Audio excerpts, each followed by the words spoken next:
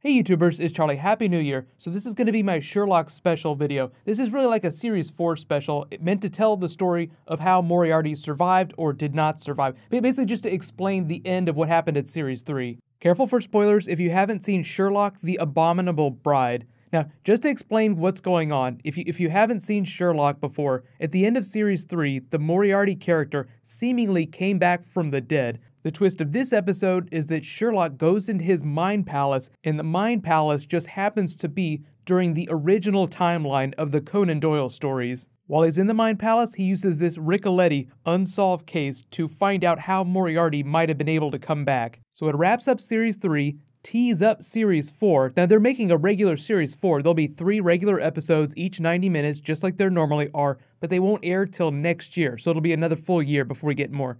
But what I'm going to do is my top 10 WTF moments, and then I'll do a bunch of Easter eggs. Now, because Sherlock episodes are 90 minutes long, and they take so much longer to write the scripts, they are crammed with Easter eggs from the Conan Doyle stories, but they also draw from all things Sherlock. So like there's stuff from the 1970s movie. This story, the overarching Ricoletti story, The Abominable Bride, is taken from unpublished Sherlock Holmes stories. So any Sherlock Holmes story that's ever been told in a book, on screen, is fair game for them to pull from. So top 10 WTF, starting with number 1, Sherlock and Watson meeting for the first time in full period.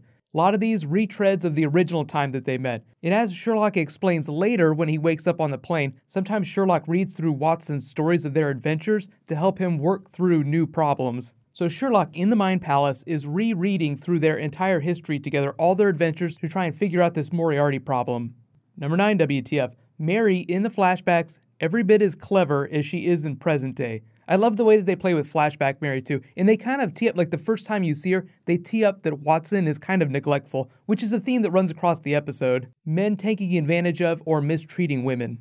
Number 8 WTF, meet the Abominable Bride. So we get the tee up. They have this amazing cinematography where like you shoot from the room ends up being on the crime scene. This goes to show you what you can do when you spend this much time shooting an episode. Now, of course, it's bad because you don't get as much Sherlock, but it looks so much more amazing. Shotgun wedding for the win. Of course, we find out later in the episode that she faked her death using 2 different guns in a fake body.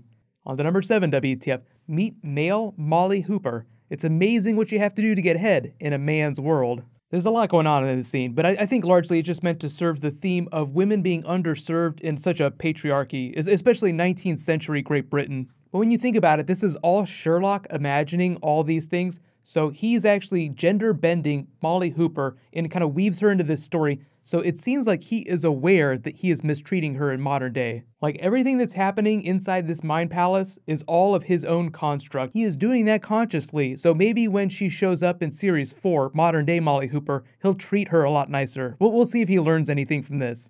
On to number 6 WTF, meet Fat Mycroft.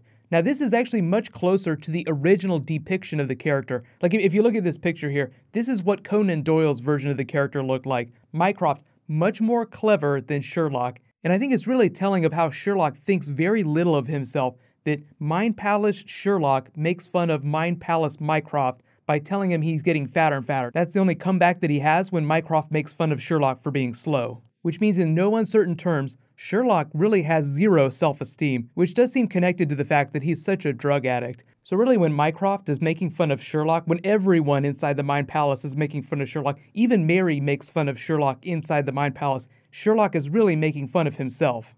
But I gotta say though, Fat Mycroft is just so funny. Just the bet about how soon he's going to die. I've got a bet to win, and he just starts grabbing plum pudding.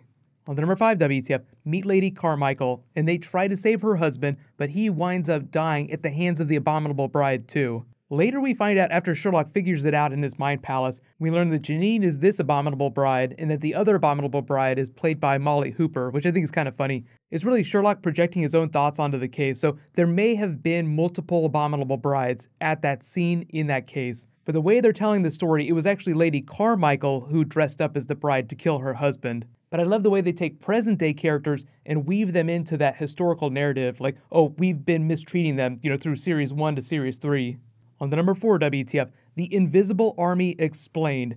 The interesting thing about this is that Mycroft had worked it out in his head when they went to see him for the first time, meaning that Sherlock had already worked it out, but I need you to do the legwork. So we go through the paces, but then we find out that Mary has sent a telegram to Sherlock. She figured it out before they did. So they show up and all the masks come off, and it's womankind, like all of womankind is this invisible army, taking the mantle of the bride to help any woman in need. So basically, the Abominable Bride is kind of like the mantle of the bat. It's kind of a Batman thing. One goes down, another picks up the symbol. On the number 3 WTF, Sherlock versus Moriarty, round 1.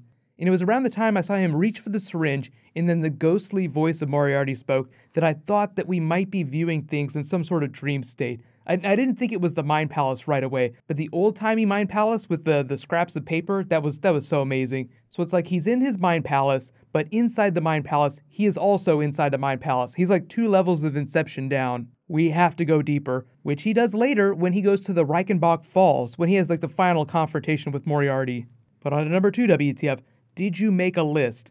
So we hear that the first time, and it sounds kind of weird because it's Fat Mycroft saying it, and they haven't revealed that Sherlock is in present day, just having a Mind Palace episode because of a drug cocktail that he took.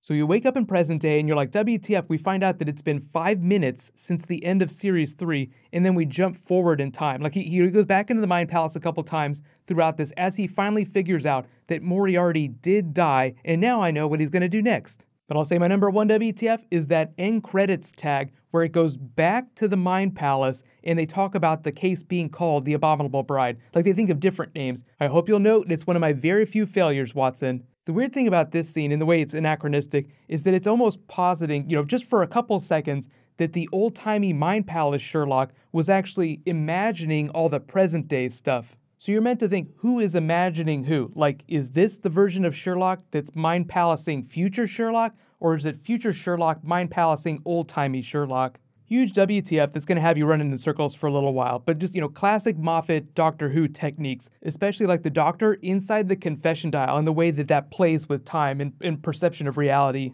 So let me know in the comments, what's your favorite moment from this episode, and where would you rank this on all the Sherlock episodes so far?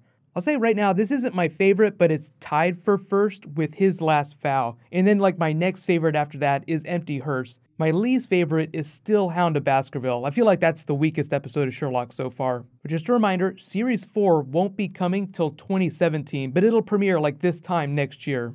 You will be able to see Martin Freeman during Captain America Civil War in May, and then I think it's November for Doctor Strange and Benedict Cumberbatch. But just to talk about a couple of the Easter eggs, the 7% solution is actually a story by Nicholas Meyer. It's also the relative amount of cocaine when he takes a dosage. Like it's a syringe that's only 7% cocaine. That's like the strength of solution that he takes. The moment when they're at Lady Carmichael's mansion waiting for the ghost to show up for the first time, that also happened during the Speckled Band. They have like this stakeout moment where they just sit and talk to each other. The 5 Orange Pips was an actual story by Conan Doyle.